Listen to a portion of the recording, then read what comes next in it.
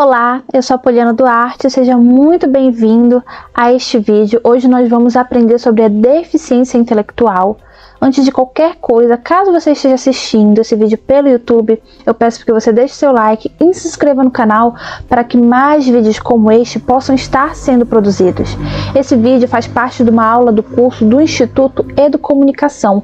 Caso você ainda não seja assinante do curso e queira adquirir o curso com certificado e material incluso, você pode se inscrever no link aqui que está na descrição. Se você já é assinante do curso, ao final do curso você pode adquirir o seu certificado em emitir certificado. A deficiência intelectual ela está relacionada ao QI, ao coeficiente de inteligência, que significa que o cérebro está acompanhando as fases do desenvolvimento. Basicamente, essa criança está sendo capaz de acompanhar. O cérebro da criança está se desenvolvendo adequadamente para a faixa etária de idade, ele está conseguindo acompanhar as fases do desenvolvimento, está falando na idade adequada, dando os primeiros passinhos, engatinhando, está acompanhando o padrão de idade para aquela faixa etária de idade. Basicamente, a deficiência intelectual anteriormente era chamada de retardo mental. Por que retardo mental? Porque era um atraso do desenvolvimento, um atraso mental. Atualmente a gente já não usa mais essa palavra, ela já foi extinta, retardo mental. A gente usa deficiência intelectual. A deficiência intelectual, ela é identificada antes dos 18 anos de idade. Não existe isso de eu descobri, eu adquirir uma deficiência intelectual após os 18 anos de idade. Não existe. Antes dos 18 anos de idade, nas fases do desenvolvimento, irão aparecer ali sintomas, irão aparecer casos específicos, um certo atraso na fala, um atraso no andar. Inclusive, se a pessoa só descobriu com 18 anos de idade, após 18 anos ou na fase adulta, talvez tenha passado despercebido, até porque é comum sim, muitas vezes acontece até a negligência da família. A família ela tem dificuldade em aceitar que aquela criança ela não está se desenvolvendo e tem aquela fase de negação e acaba dificultando o aprendizado daquela criança, daquele indivíduo, porque a negação ela causa um total atraso realmente, porque aquela criança ela deixa de receber um tratamento na idade adequada e ela passa depois a receber na fase adulta ou receber já quando ela já deveria estar numa fase mais avançada. Então é importante que o tratamento ele comece logo nas fases iniciais, logo quando for identificado, logo nas primeiras fases de desenvolvimento. Então a gente já consegue um tratamento a partir daí. Então é mais fácil quando alguns casos de deficiência intelectual, a gente já consegue identificar logo de início que a criança ela já não fica durinho, às vezes tem até algumas características físicas que já dá para identificar, até mesmo no nascimento já dá algumas características. Então, é mais fácil daí, né? Algumas crianças até elas babam, então é algo visivelmente identificável, já outras não, é algo um pouco mais escondido, é algo que tem que ser um pouco mais analisado e às vezes passa despercebido pela própria negligência dos pais, negligência da família e a dificuldade de aceitação. E surge com toda certeza antes dos 18 anos de idade, já nas fases do desenvolvimento, e é algo que já pode ser observado. Certo? Então acontece muito essa negação dos pais e é algo que a gente tem que cabe até um pouco o papel da escola, um papel do psicopedagogo ou do pedagogo ou do professor, tá ali alertando, tá conversando com os pais a respeito. Então o que é, né? A deficiência intelectual ela vai se caracterizar por limitações, tanto no funcionamento intelectual quanto no comportamento. Vai também estar expresso nas habilidades conceituais, em coisas comuns que afetam até o próprio autocuidado, como, por exemplo, uma criança ser capaz de cuidar de si mesma. O que vai acontecendo nas fases do próprio desenvolvimento da criança, ela vai transparecendo isso. Muitas vezes a criança ela tem algumas dificuldades sociais, algumas dificuldades de se autocuidar, que ela sempre espera que o pai e a mãe façam, ou ela sempre observa outras crianças fazendo para depois repetir, mas ela sozinha não consegue seguir esse padrão social, esse padrão de autocuidado. Então isso acaba sendo algo que pode prejudicar ela. Por exemplo, não saber identificar, por exemplo, quando ela tá com mau cheiro, com o cabelo, ser capaz de se cuidar, de fazer a própria higiene pessoal, de pentear o próprio cabelo. Esses pequenos detalhes, esses pequenos que acabam se tornando grandes empecilhos na vida. Então, não estou dizendo que não se deve ajudar. A gente tem que sim ajudar, a gente tem que promover também, mesmo que ajudando, a independência. A gente não vai jogar tudo de uma vez naquele indivíduo para ele estar fazendo sozinho, não, mas a gente vai treinar também para que ele possa estar fazendo sozinho, possa estar aprendendo, mas sem jogar um monte de coisa tudo de uma vez, porque isso pode acabar até prejudicando na autoestima. Então, quanto antes ser identificado um problema intelectual, melhor. Inclusive, está relacionado até a algumas coisas sociais, né, como a comunicação, interação social, autocuidado, que é algo que também é relacionado um pouco ao autismo. Autismo e deficiência intelectual, autismo e deficiência intelectual, eles não são a mesma coisa. Eles são coisas distintas. No entanto, eles acabam estando associados. Inclusive, quem tem autismo, eles acabam sendo associados por causa de características parecidas, como atraso na fala, dificuldade de interação social. Então, quem tem autismo normalmente também tem um pouco, algum grau de deficiência intelectual. Acontece em 40 a 60, se não me engano, por cento dos casos. Então, acontece isso do quem tem autismo ter algum tipo de deficiência intelectual, e acaba que algumas pessoas até confundem deficiência intelectual com autismo, mas são definitivamente coisas distintas.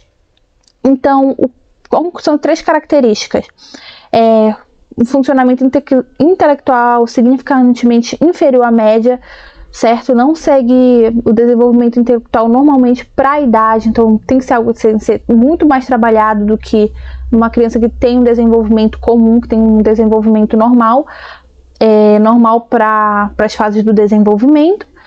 Então ela vai ter um pouquinho inferior à média, dependendo do grau até pode ser muito inferior à média, então tem que ser algo trabalhado.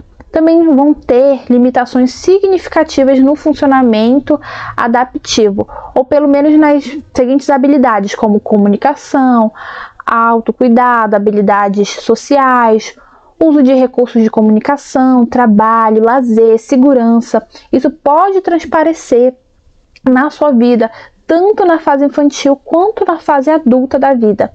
Então, no dia a dia, isso significa que a pessoa com deficiência intelectual, ela tem dificuldade para aprender, para entender e realizar atividades comuns que para as outras pessoas, muitas vezes, é algo bobo, algo simples, mas para aquela pessoa não, para aquela pessoa se torna um grande grau de dificuldade. Então, muitas vezes essa pessoa se comporta como se ela tivesse menos idade que ela realmente tem. Então, acontece às vezes na deficiência intelectual, aquela pessoa, ela já é uma pessoa adulta e ela se comportar como uma criança, ou ela se comportar não adequadamente para aquela faixa etária de idade que ela tem.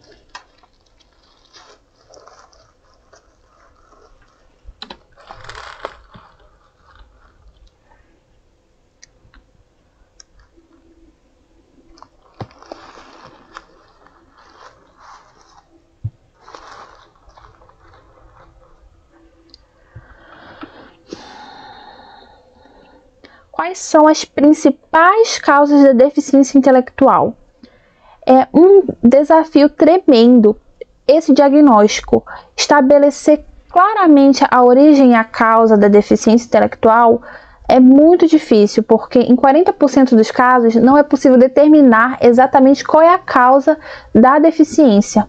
Então, sabe-se que existem fatores de risco, sim, que podem levar à deficiência.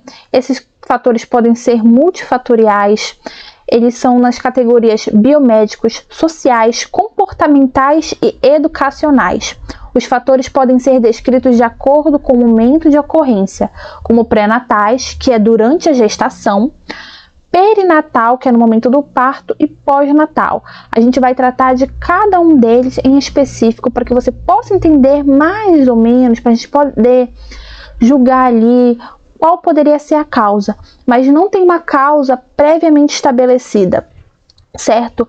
É muito difícil a gente ter um diagnóstico com toda a certeza de qual foi a causa para aquela criança nascer com esse atraso do desenvolvimento, com essa deficiência intelectual. Então, os fatores biomédicos. Os fatores biomédicos se relacionam aos processos biológicos.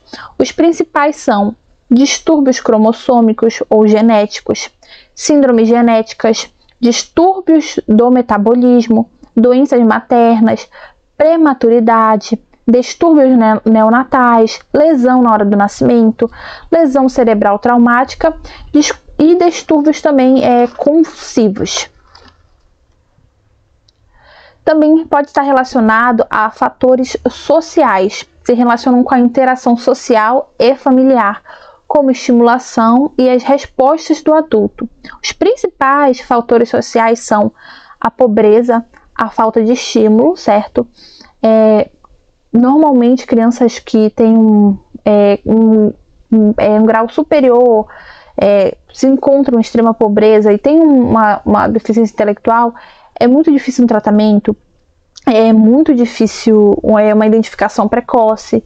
E a gente, apesar de a gente ter o SUS, é tão complicado a gente conseguir uma consulta. Quem depende disso sabe. Também a má nutrição materna por falta de recursos, violência doméstica, falta de acesso ao cuidado pré-natal, falta de acesso aos cuidados no nascimento, falta de estimulação adequada para aquela faixa etária de idade, também institucionalização. Agora a gente falando sobre os fatores comportamentais. Se relacionam a comportamentos potencialmente causais. Os principais são uso de álcool na gestação, né? A mãe está grávida, está ali fazendo uso de álcool. Uso de drogas pelos pais. Imaturidade dos pais, não estavam preparados para ter aquela criança. Acaba a rejeição também dos pais ao cuidado essenciais daquela criança, abandono da criança pelos pais, abuso, negligência, violência doméstica.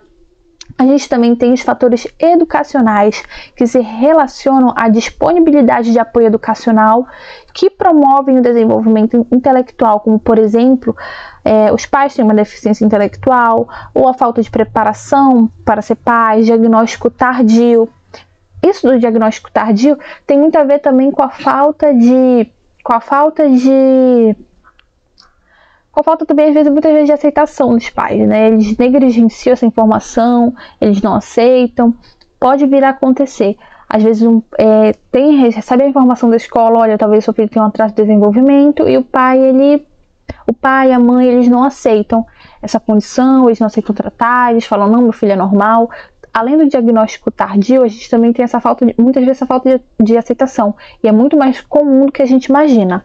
Também serviços educacionais inadequados, falta de estímulo, aquele professor que só chega e joga uma tarefa, joga uma folha e faz isso, faz um desenho, faz aquilo, e não tem nenhum tipo de estímulo dentro da sala de aula, e também às vezes não tem nenhum estímulo dentro de casa, não tem nenhum um apoio familiar adequado, nem em casa nem na escola, é o que acontece, né? Também a gente acaba desenvolvendo um atraso de desenvolvimento. Entre inúmeros fatores que podem causar a deficiência intelectual, destacam também as alterações cromossômicas e genéticas, que causam uma desordem do desenvolvimento embrionário ou outros distúrbios estruturais e funcionais que reduzem a capacidade do cérebro, como, por exemplo, a síndrome de Down, que é a mais frequente entre as anomalias genéticas que causam deficiência intelectual. 1 a cada 600 bebês nascidos vivos, eles possuem síndrome de Down. E o risco da incidência aumenta com a idade materna, com a idade da mãe do bebê. Quanto mais idade, mais risco da síndrome de Down, do bebê nascer com síndrome de Down. Em 94% dos casos, a trissomia ela é acidental, uma trissomia simples, e em 3,3% dos casos ocorre por translocação, podendo ser, neste caso, hereditária. Pode ocorrer mais de um caso na família, né? É uma coisa já genética que passa, né? É uma coisa familiar. E em 2,4% dos casos ocorre o mosaicismo celular, do qual possui uma linhagem de células normais e uma trissômica. As características dessa síndrome incluem a deficiência intelectual, a hipotomia global, que é a criança com os músculos mais molinhos, principalmente quando bebês. Então, além das características físicas, a gente tem isso que é um bebê mais molinho, e ali já mostra uma das fases do desenvolvimento que vai ocorrer esse atraso, que é o bebê já conseguir sentar, já ficar mais durinho. Então, a gente já tem ali uma característica. Outra síndrome é a síndrome do X frágil. Depois da síndrome de Down, é a causa genética mais frequente na deficiência de deficiência intelectual. As pessoas com essa síndrome, elas apresentam algumas características físicas, faciais, como uma face alongada, umas orelhas mais grandinhas, mais salientes, né, de abano, e testículos aumentados. Mas o que mais chama atenção é a sua característica comportamental. A criança ela é muito agitada, ela é mais arredio, ela tem dificuldade de interação e contato. Lembra também um pouco o autismo, mas não é a mesma coisa. É transmitida também pelo cromossomo X e afeta preferencialmente os meninos. Também a gente tem a síndrome do Cri-du-Chat, também conhecida como miado de gato. Inclusive, ela tem esse nome porque no nascimento a criança a gente já consegue identificar logo no choro. O choro ele é alto e parece um miado de gato, por isso que é chamado de síndrome do miado de gato popularmente. Quando a criança nasce, ela emite um choro alto que parece um miado de gato. Isso se dá devido a uma má formação, se eu não me engano, na laringe. Aí faz com que a criança emita esse som. E aí é chamado popularmente desse nome. Aí só uma curiosidade. Então, o comprometimento intelectual ele é bastante intenso nessa síndrome. Também temos a síndrome de Prader-Willi, que é um quadro clínico que varia de paciente para paciente conforme a idade. No período neonatal, a criança ela apresenta severa hipotonia muscular, baixo peso, pequena estatura, ou também baixo peso ou acima do peso, né? Um distúrbio ali de função no peso da criança. A gente tem algumas características aqui. E também tem a síndrome de Angelman, que é um distúrbio neurológico que causa deficiência intelectual, comprometimento ou ausência da fala, epilepsia, atraso psicomotor, andar desequilibrado com as pernas afastadas e esticadas, sono entrecortado e difícil interação no comportamento com outras crianças, entre outras coisas, né? As pessoas com síndrome de Angelman, ela tem um pouco ou nenhuma comunicação através da fala. Lembra também um pouco as características do autismo, né? Que algumas pessoas com autismo, algumas crianças, elas têm essa dificuldade de interação social, dificuldade na fala, algumas não desenvolvem a fala ou têm o desenvolvimento da fala tardia. Também apresenta um atraso global do desenvolvimento já nos primeiros meses de vida, de fácil identificação. Também tem erros inatos do metabolismo, que são as feniciltonúria, hipotireoidismo congênito, etc. São diversos erros do metabolismo que também eles já podem ser identificados no teste do pezinho. E quando tratados adequadamente, podem prevenir o aparecimento da deficiência intelectual. Alguns achados clínicos ou laboratoriais que sugerem que esse tipo de distúrbio do metabolismo é uma falha do crescimento adequado, doenças recorrentes inexplicáveis, convulsões, ataxias, perda da habilidade psicomotora, enfim. Alguns estudos apontam que através do teste do pezinho a gente pode estar identificando e pode estar prevenindo a deficiência intelectual nestes casos aqui. O que por isso é importante, a gente está realizando o teste do pezinho, a gente está realizando um tratamento adequado logo nas primeiras fases do desenvolvimento. E também ocorre muito essa parte de negligenciar as necessidades do seu filho, negligenciar as necessidades do indivíduo, de fase de negação. Então a gente tem que ter em mente, a gente tem que observar as fases do desenvolvimento. Meu filho está seguindo o meu aluno, ele está conseguindo acompanhar. certo? Eles estão tendo o estímulo adequado? Meu filho, ele está tendo o estímulo adequado? Ele está seguindo as fases de desenvolvimento? Quando ele começou a falar, quando ele sentou pela primeira vez, quando o corpinho ficou mais durinho, o tronco, as habilidades motoras dele. Por isso que quando a gente vai fazer um exame, ou um diagnóstico, a gente vai obter um diagnóstico, são feitas todas essas perguntas. São feitas aquela lista enorme de perguntas para cada faixa etária, quando começou a andar, quando começou a falar, quando começou a se alimentar sozinho com garfo, a pegar ele própria comida, a fazer aquilo de autocuidado. O autocuidado, as habilidades essenciais para a vida, para a gente viver, ter uma boa qualidade de vida.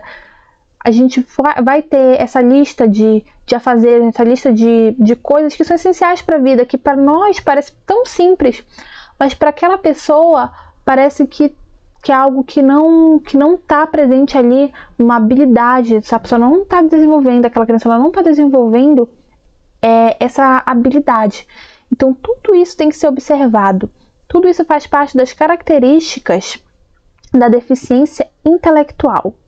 Então assim a gente vai finalizar. Eu espero que vocês tenham conseguido compreender sobre a deficiência intelectual. Qualquer dúvida vocês podem deixar nos comentários. E também, se você está assistindo pelo YouTube, eu vou pedir para você novamente deixe seu like, se inscreva no canal para que mais conteúdos como esse possam estar sendo produzidos, para que você possa estar recebendo esses conteúdos.